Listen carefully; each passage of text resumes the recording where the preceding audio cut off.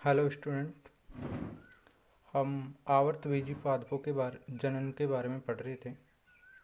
Last वाले video में हमने कायिक जनन के बारे में थोड़ा सा पढ़ा था, उसकी परिभाषा के बारे में जानकारी प्राप्त की थी।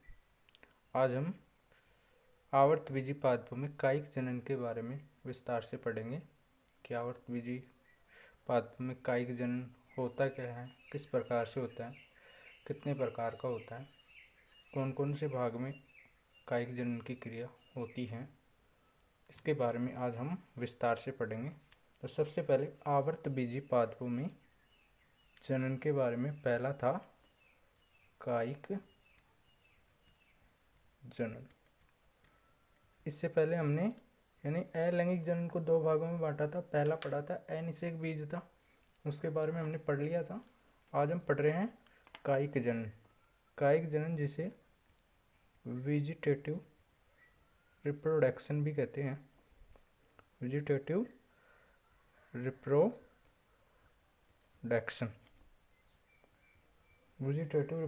कहते हैं इसको। इसके बारे में हम पढ़ रहे थे। तो कायिक जनन कहते किसे हैं? कायिक जनन कायिक भागों से जनन की क्रिया, यानी पौधे के कायिक भाग जिसमें बीज और पुष्प के अलावा, पुष्प में तो हमें पता है लैंगिक जनन की क्रिया होती है। पुष्प और बीज के अलावा पौधे के कायिक भाग जैसे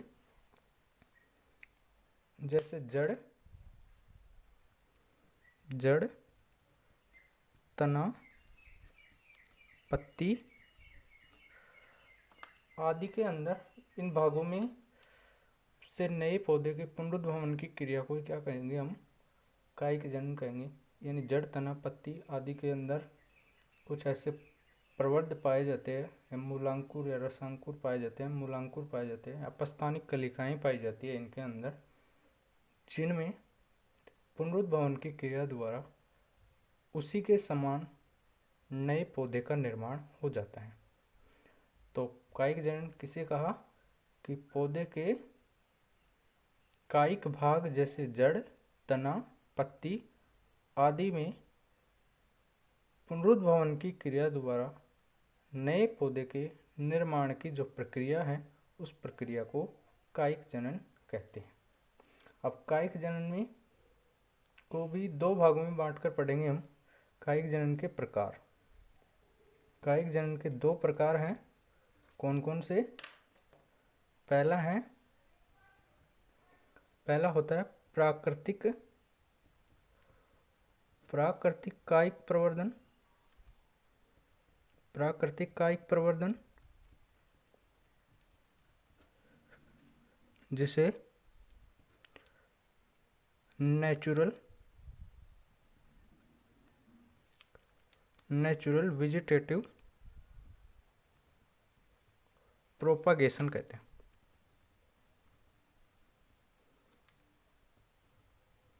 नेचुरल वेजिटेटिव प्रोपागेशन।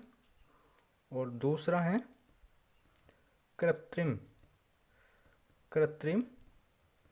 कायिक प्रवर्धन। कृत्रिम कायिक प्रवर्धन जिसे आर्टिफिशियल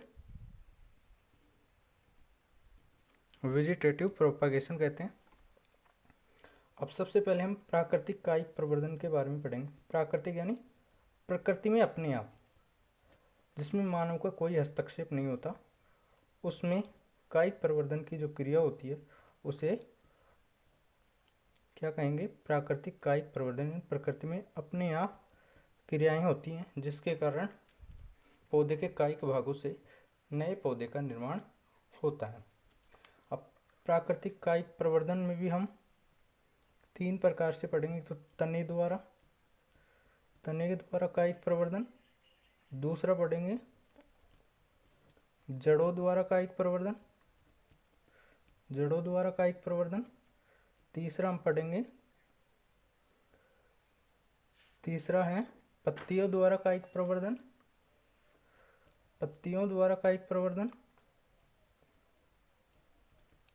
और चौथा हम पढ़ेंगे इसी के अंदर जननांगों द्वारा कायिक प्रवर्धन। द्वारा कायिक प्रवर्धन।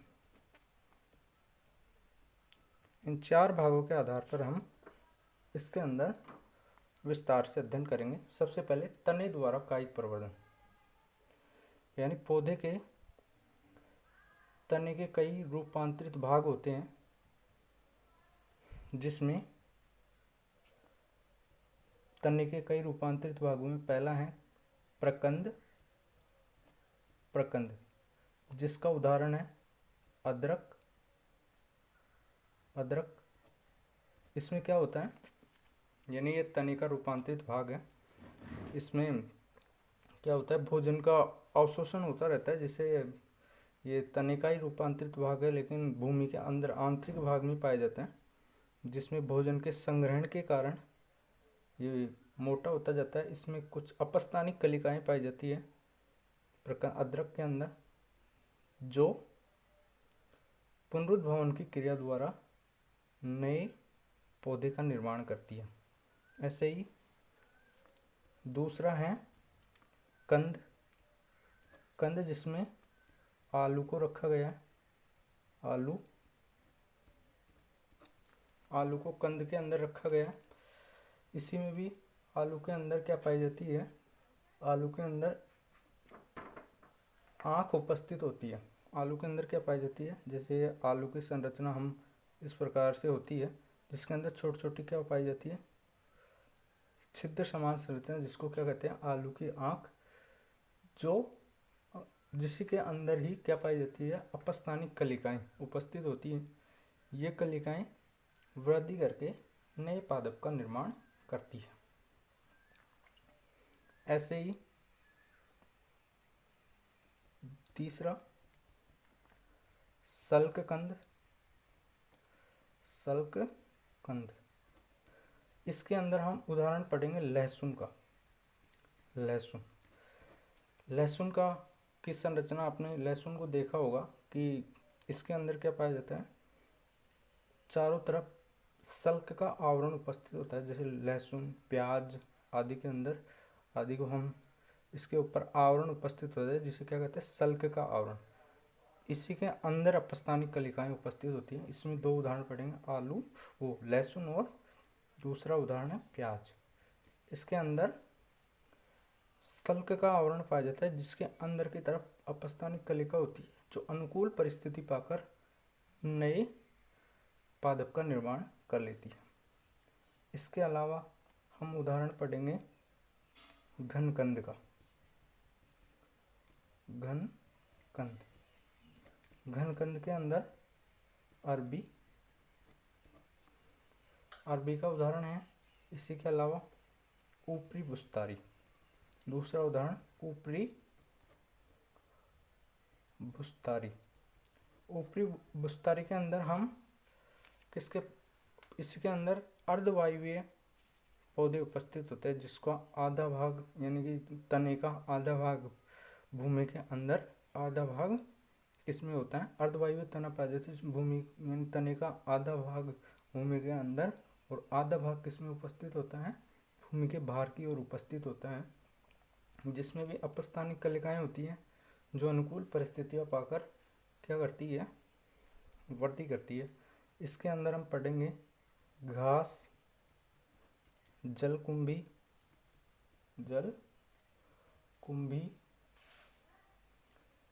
ये उदाहरण किसके हैं, ऊपरी बुस्तारी के। इसके अलावा 5वां उदाहरण है, 5वां अंतः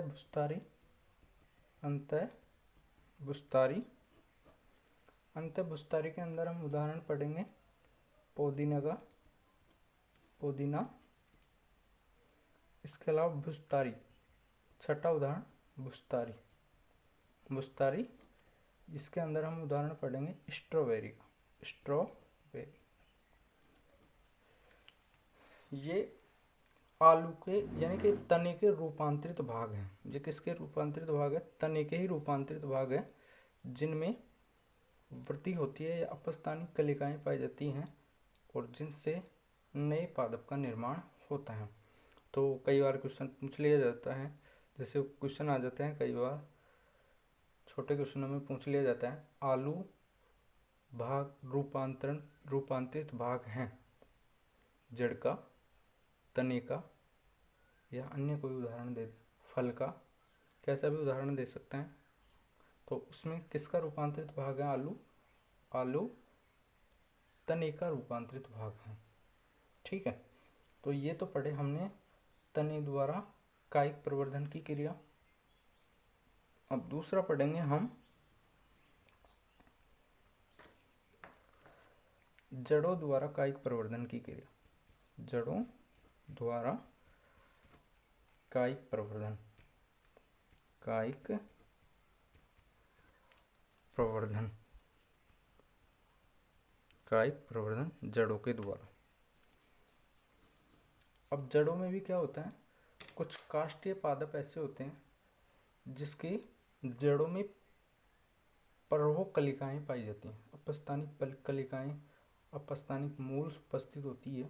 ये प्ररोह कलिकाएं वृद्धि करके नए पौधे का निर्माण कर लेती है, जिसमें हम उदाहरण पढ़ेंगे चमेली, शीशम और नीम। इसकी जड़ों के अंदर क्या पाई जाती है? अपस्थानिक कलिकाएं पाई जाती है, जो या प्रवाह कलिकाएं पाई जाती है जो वृद्धि करके नए पादप का निर्माण करती है।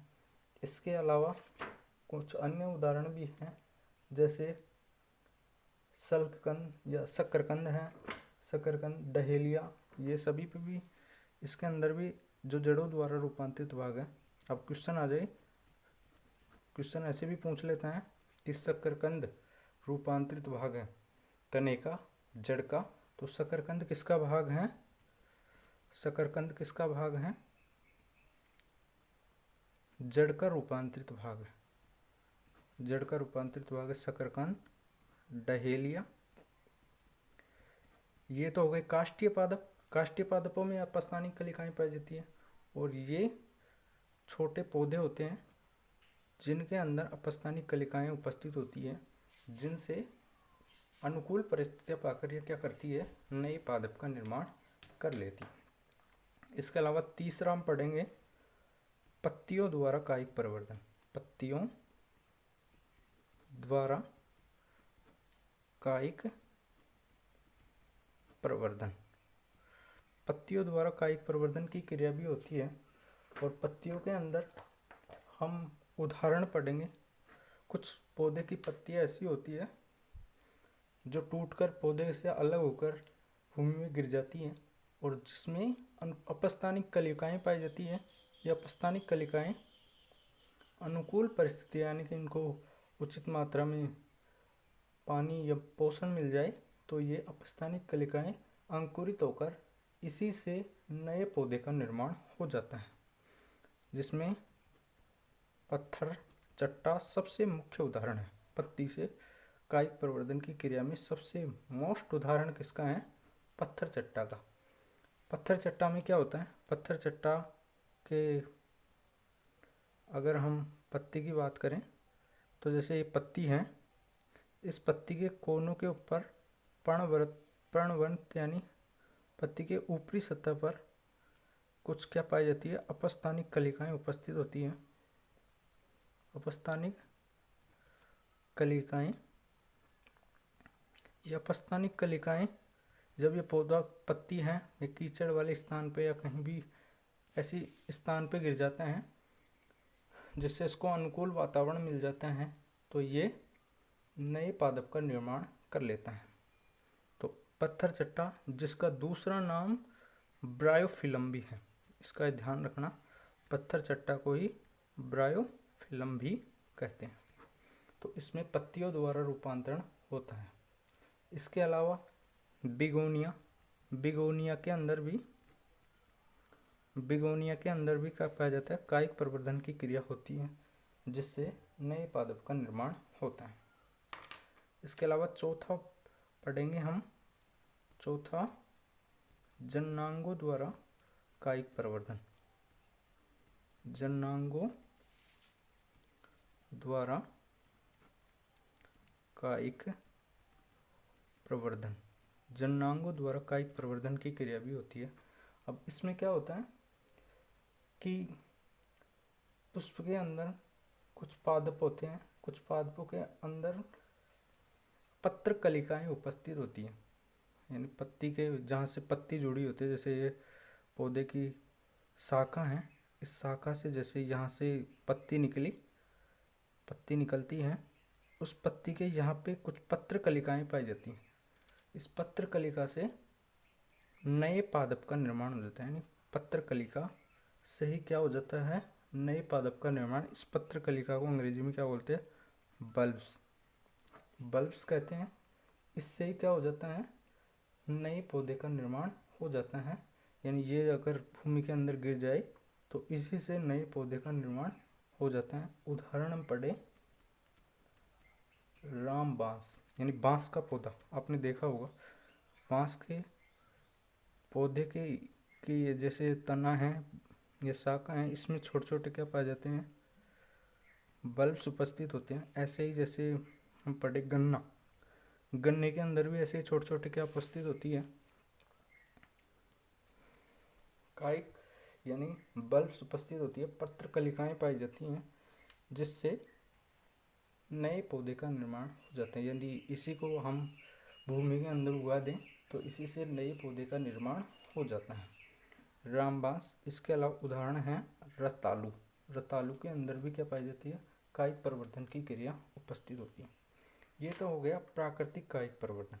अब इसके अलावा दूसरा हम पढ़ेंगे, दो प्रकार से पढ़े कायिक जनन को, प्राकृतिक और दूसरा कृत्रिम